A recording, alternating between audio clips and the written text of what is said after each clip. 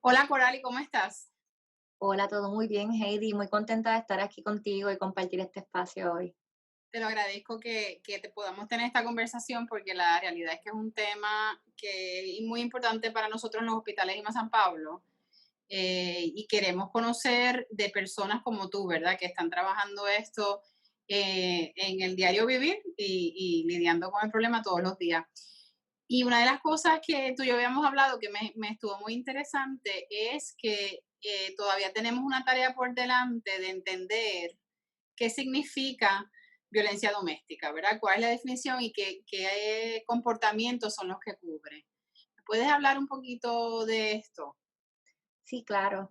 Es bien importante reconocer que en Puerto Rico y a nivel público tendemos a hablar de la violencia doméstica con pues, las expresiones más físicas de la violencia y con los feminicidios, a lo que tendemos a atar el asunto de la violencia doméstica. Pero la violencia doméstica es una situación que es mucho más compleja y mucho más amplia e incluye una multiplicidad de formas en las que se puede dar la violencia en el contexto tanto de pareja o con una pareja que ya, ¿verdad?, ha roto, ¿verdad?, la relación.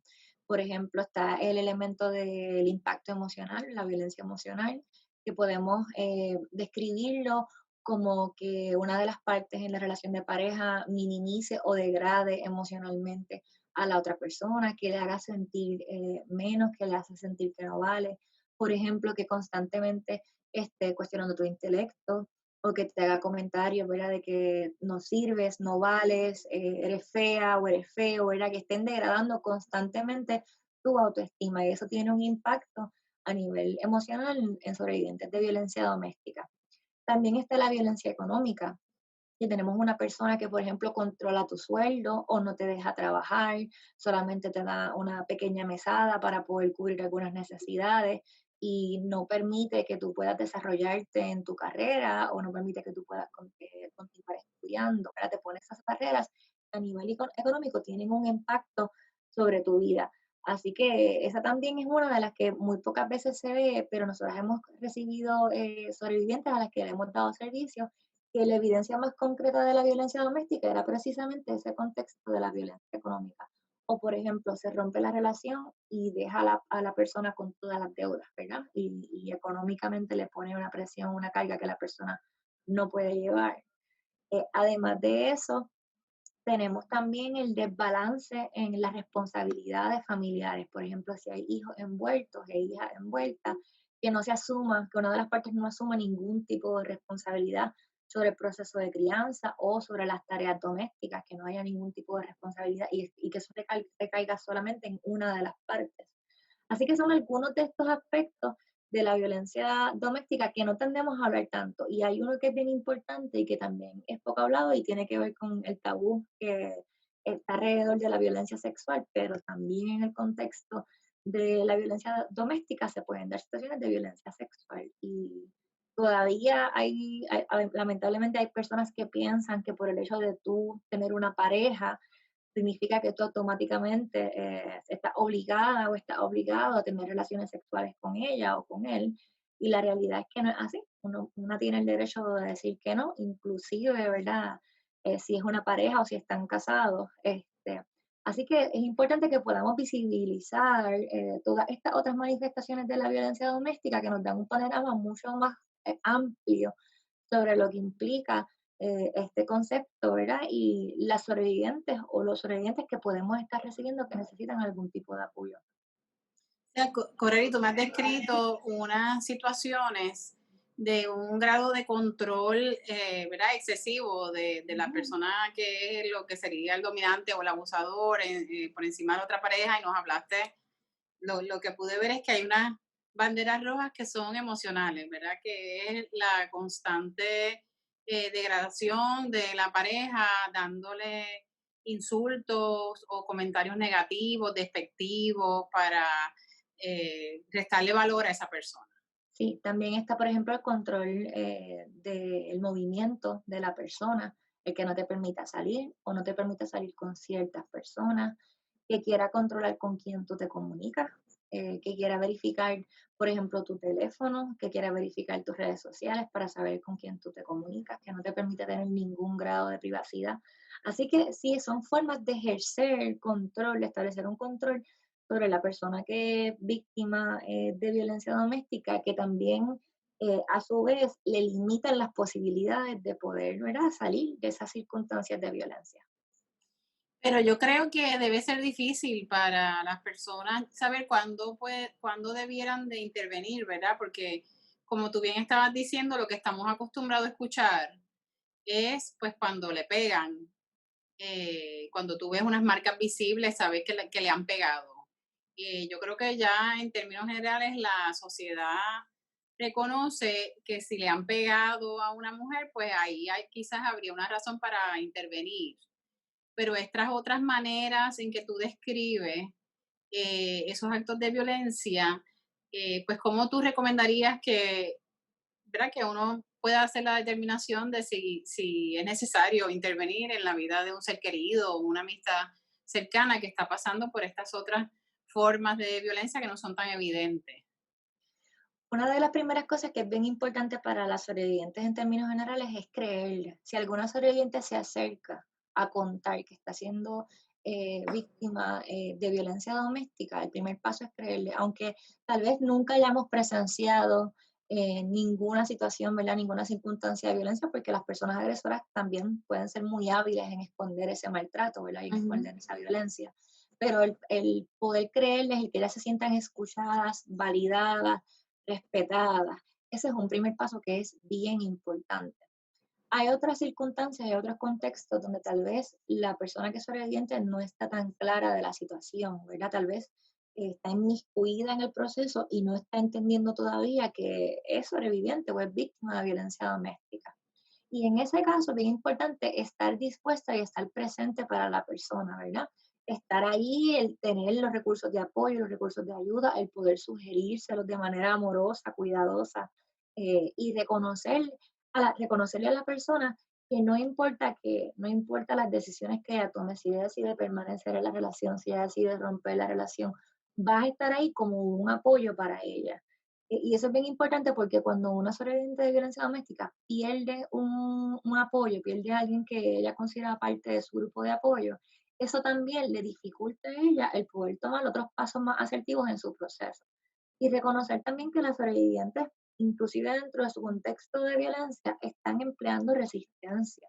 En las investigaciones que ha desarrollado la doctora Diana Ballester, que es trabajadora social y una experta en violencia doméstica en Puerto Rico, ella habla de cómo, por ejemplo, las sobrevivientes de violencia doméstica emplean distintas estrategias para resistir la violencia en ese contexto de la pareja.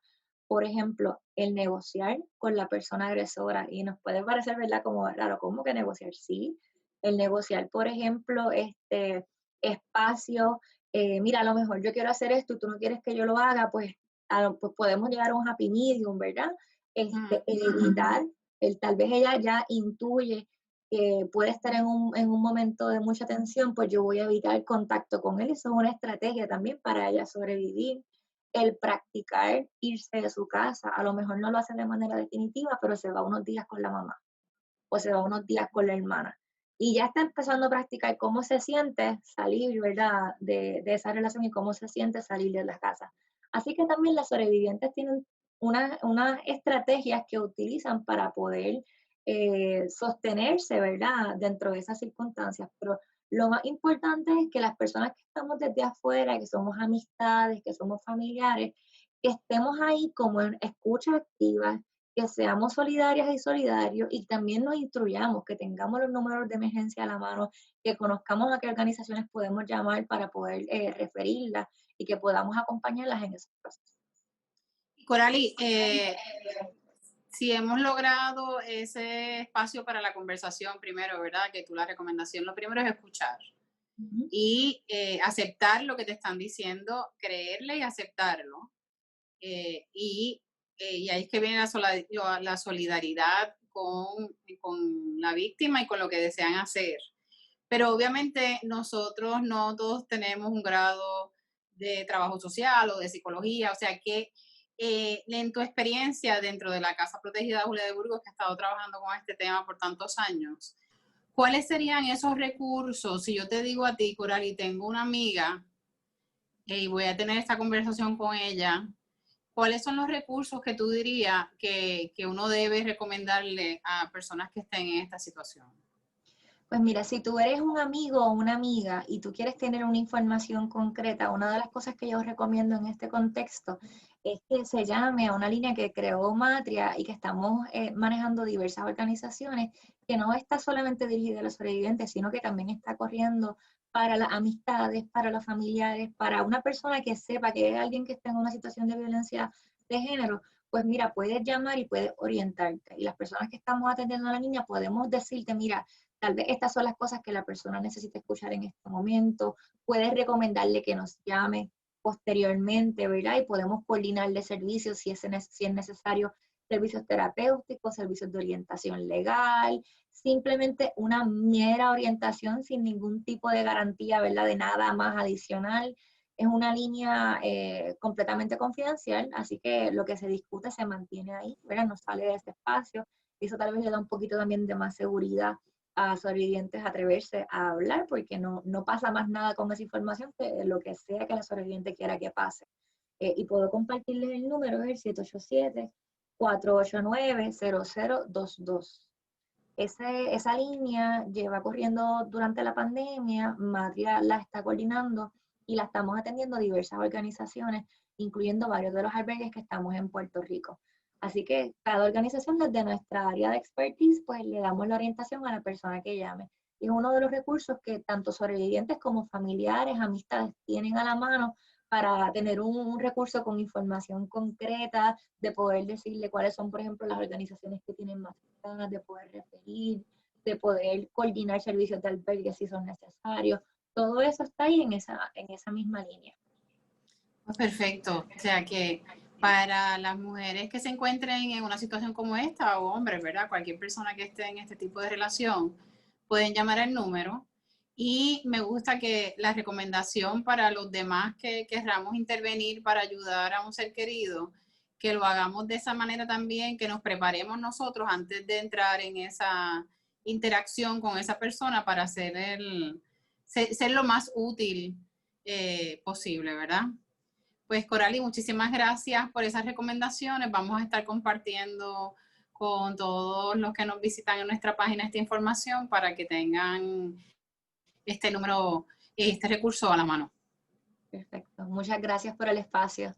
Sí, gracias a ti. De verdad que este tema de la violencia doméstica es muy importante para nosotros en los hospitales IMA San Pablo. Como te había contado anteriormente, tenemos un programa de protección y de seguridad que cobija tanto a nuestros empleados como a nuestros pacientes. Quería compartir contigo, en el caso de los pacientes en particular, que hay ocasiones que nuestro personal lo que nos expresa es una frustración muy grande cuando vemos un caso en donde es evidente que el paciente está en peligro, porque está en medio de un caso de violencia doméstica y el paciente no quiere poner una orden de restricción en contra de esa otra persona. Como tú sabes, en un hospital está con nosotros solamente 3 o 4 días, ¿verdad? Mientras está pasando por una situación crítica de salud. Y nosotros, mientras está con nosotros, los podemos ayudar. Pero ya una vez los damos de alta, pues perdemos ese contacto.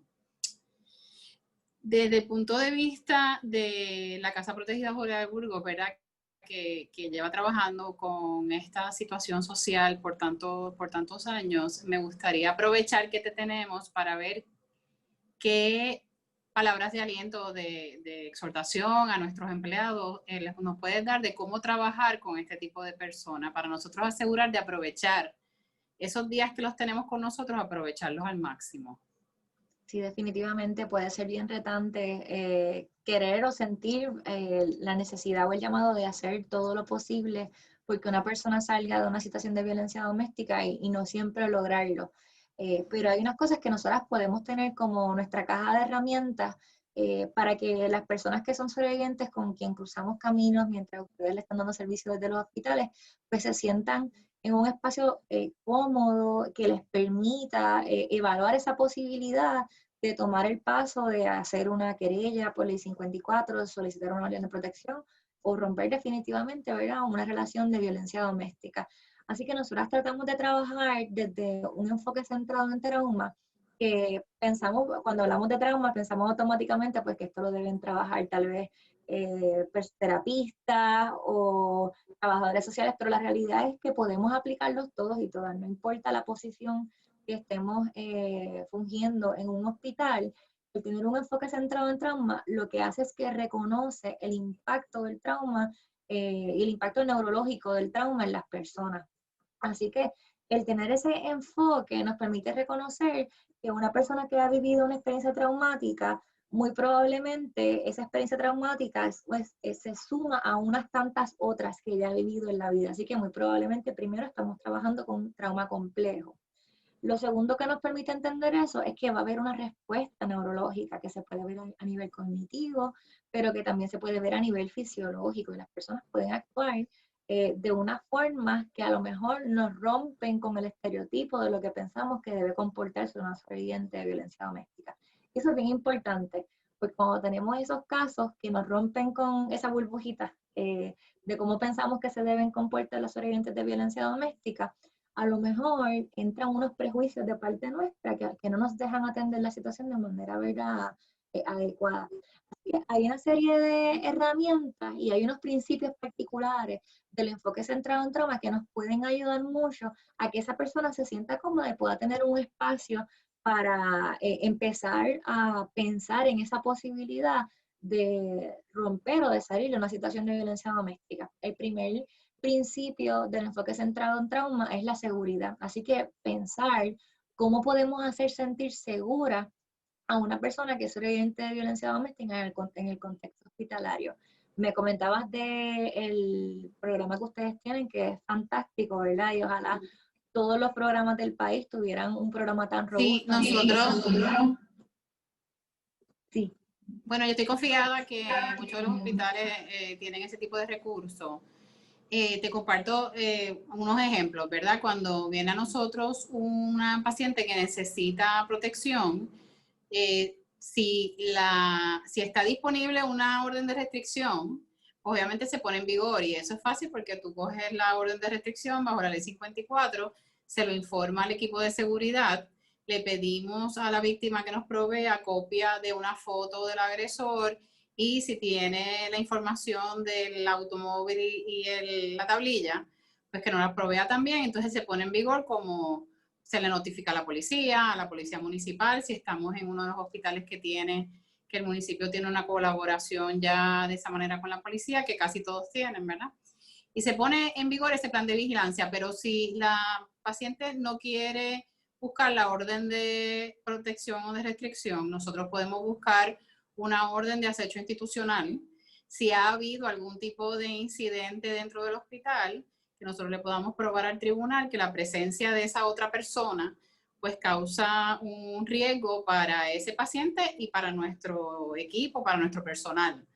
Y entonces nosotros además, como somos un hospital privado y tenemos los accesos controlados, sobre todo durante la pandemia, que todo el mundo tiene que pasar por un acceso, pues nosotros ponemos en vigor un plan de vigilancia en donde se identifica a la persona y ponemos en vigor nuestro derecho como corporación privada de excluir a esa persona de nuestras facilidades. Así que el punto de seguridad creo que lo tenemos bastante manejado, así que ¿qué otras herramientas son las que tú crees que debemos desarrollar? Y eso es bien importante porque si trabajamos en la seguridad física, eso también tiene un impacto en la seguridad emocional. Eso es tremendo, que ustedes tengan, ¿verdad?, todo este andamiaje ya establecido. También otro de los principios que incluye trabajar desde un enfoque centrado en trauma es establecer confianza y transparencia en los procesos. Así que desarrollamos confianza mediante el establecimiento de unas expectativas y metas reales de los procesos, manteniendo una claridad en los procesos de acompañamiento. Estamos orientando a la persona, no podemos plantearle cosas que a lo mejor no están a nuestro alcance, ¿verdad? Debemos ser realistas, darle la información que tenemos a la mano a la persona, porque si creamos falsas expectativas, eso también va a tener un impacto una vez esas expectativas no sean cumplidas con la persona que estamos atendiendo. Así que eso es muy importante también. Fíjate, eso me recuerda a ver algunas estrategias que también hemos implementado porque la realidad es que uno tiene que trabajar con la pareja, ¿verdad? Uno piensa que quizás protegiendo a la víctima, pues automáticamente la otra persona no va a estar de acuerdo. Y nos hemos encontrado que no es así, que hay muchas relaciones de pareja en donde han tenido un problema, pero la otra persona está en la disponibilidad de escuchar. Y hemos tenido muchas circunstancias donde hemos llamado a la persona que vamos a excluir del hospital, pero lo hemos llamado para dialogar con esa persona y decirle, hemos tomado la decisión de que usted no puede entrar aquí al hospital mientras su pareja esté por estas razones y le recomendamos que coopere, ¿verdad? Porque de lo contrario, pues entonces estaríamos llamando a la policía y fíjate, me sorprende, pero la cantidad de ocasiones en la que esa persona nos dicen, no te preocupes que yo no voy para allá, entiendo lo que está sucediendo, es alta. Wow. Y pues siempre parte de tener esa conversación, obvia, es una conversación, no es una conversación liviana, ¿verdad? Es una conversación un poco pesada, pero nosotros sí le informamos al paciente que vamos a tener esa conversación. Incluso cuando el paciente decide no buscar una orden de protección, se le dice, esto está fuera de sus manos, porque yo tengo que protegerte a ti y al resto del personal. Así que cuando llamamos a veces al agresor se le dice, esta es una decisión nuestra, su pareja no ha intervenido, ¿verdad? Nosotros tenemos que tomar esa decisión porque tenemos que proteger no solamente a este paciente, sino a los demás.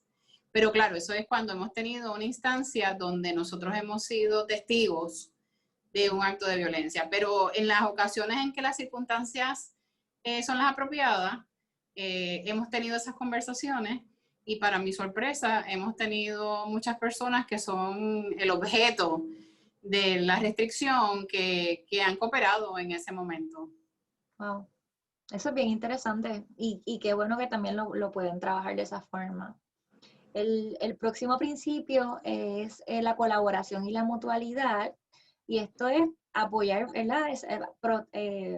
Trabajar en ese asunto de maximizar la colaboración entre la víctima o la sobreviviente y quien está proveyendo los servicios en el hospital, pero también en esa coordinación con otras agencias o otras organizaciones que pueden brindar otra gama de servicios, como por ejemplo servicios terapéuticos o servicios de orientación legal, ese tipo de apoyo y de alianza y de solidaridad entre los sectores es bien importante para que las personas que son sobrevivientes tengan la mayor cantidad de acceso a los servicios necesarios y que también se dé de una forma en donde la persona que es sobreviviente se sienta parte del proceso, no que se estén haciendo, ¿verdad?, unos procesos por un lado y la sobreviviente está por el otro, y eso es bien importante trabajarlo también así. Okay. Otro de los principios es la inclusividad, el voz y el voto, y reconocer la autonomía de las personas que son sobrevivientes. Hay veces y hay contextos, ¿verdad?, que uno tiene que tomar unas decisiones donde hay un riesgo inminente a la vida de una persona, pero en la medida de lo posible y de lo viable es importante poder reconocer esa autonomía de la sobreviviente. En otros contextos, por ejemplo, yo he trabajado en contextos de grupo de apoyo, y los grupos de apoyo a veces tienden a ser voluntarios. Y a veces una piensa que esa sobreviviente necesita ese grupo y que es bien importante, pero la sobreviviente decide no ir. Y una quisiera a veces como que yo quisiera llevarla, tú sabes, de la mano y llevarla al grupo, pero esa sobreviviente ese día decidió que ese no era el momento para ella. Y podemos en ese contexto simplemente tener la esperanza de que le dimos lo necesario y que le dimos la información necesaria y que cuando ella se sienta lista, ella va a tomar, ¿verdad?, las decisiones para poder protegerse. Así que eso también es bien importante y yo creo que es una de las que más nos cuesta en términos generales y también culturales, ¿verdad? Porque queremos resolver y apoyar. Así que poder escuchar a la sobreviviente, escuchar las necesidades de la sobreviviente. Incluso a veces en ese proceso de identificar esas necesidades de las sobrevivientes, nosotras podemos pensar que sus necesidades son unas o sus prioridades son unas, y cuando le escuchamos son totalmente distintas a las que nosotras estamos pensando. Así que tener eso en cuenta también de la importancia de la experiencia de la sobreviviente. Sí, pues fíjate, en nuestra experiencia yo creo que una de las situaciones más difíciles para nosotros es precisamente cuando estamos trabajando con una paciente o con una empleada que no quiere exponer a su pareja, ¿verdad? porque entonces en esos momentos, aunque entiendo lo que me estás diciendo, que, no, que uno tiene que escuchar y tiene que respetar y tiene que ser solidario, pues en esos momentos también entra en juego el que nosotros tenemos que proteger no solamente a esa persona, sino que tenemos que proteger el resto del universo que está dentro del hospital, que pues es otros pacientes, que es nuestro personal, ¿verdad? Así que en el caso de las empleadas, por ejemplo, si nosotros venimos en conocimiento de que existe ese tipo de riesgo y la empleada no quiere cooperar, lo que hacemos es que le damos una licencia paga de por lo menos 2 días para que se coja una oportunidad de pensar en la situación, de pensar en sus alternativas, de buscar soluciones y que entonces volvamos a hablar luego de ese periodo.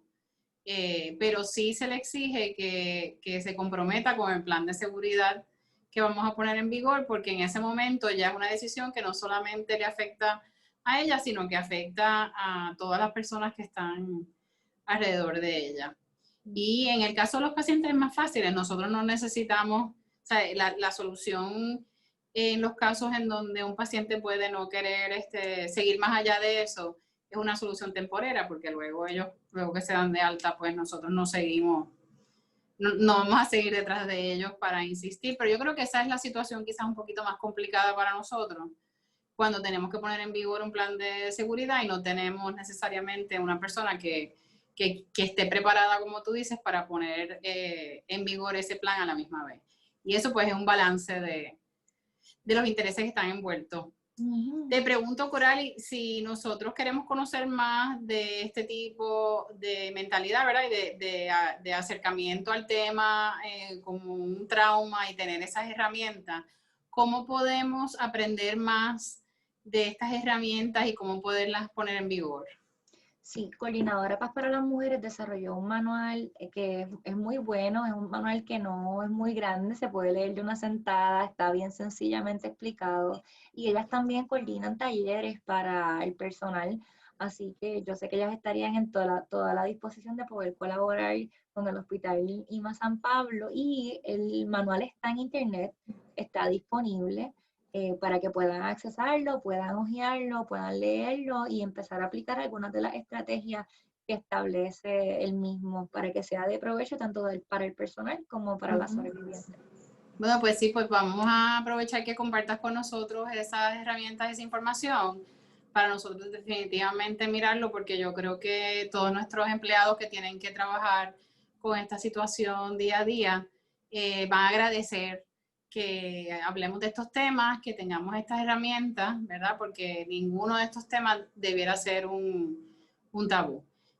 Como habíamos hablado anteriormente, nuestros representantes, nuestras autoridades, yo sé que el tema de los recursos para lidiar con la violencia doméstica a nivel de isla es un tema complicado, es un tema que ya lleva muchos años, en donde es un tema que se discute en la prensa, en la política, en las esferas, pero la realidad es que mientras esas soluciones aparecen al nivel en que son necesarios, pues nosotros de verdad que agradecemos las colaboraciones y las alianzas con personas como ustedes, que están dando la batalla en el frente, ¿verdad? Desde un punto de vista realista, día a día, porque no es un tema de fácil solución, pero necesita el compromiso de todas las buenas mujeres y buenos hombres de Puerto Rico para poderlo atender. Así que yo voy a compartir ese manual y esa información con todo nuestro personal y te lo agradecemos por anticipado, porque sé que nos va a venir de mucha ayuda para poder trabajar con nuestros pacientes. Yo agradecida y me hago eco de tus palabras. Realmente en este contexto lo más importante y lo que nos ha dado más fortalezas para poder hacerle frente a la violencia de género en Puerto Rico ha sido la solidaridad y las alianzas entre las organizaciones y los distintos sectores. Así que en todo lo que podamos colaborar estamos a las órdenes desde Casa Julia. Ah, pues muy bien, tremendo, Coral. Y pues entonces si me envía el nombre y los sitios de contacto de todos esos aliados tuyos, los ponemos todos aquí para el beneficio de todos los que nos escuchan y de todo nuestro personal. Perfecto. Bueno, pues muchas gracias. Muchas Un gracias. saludo, bye bye.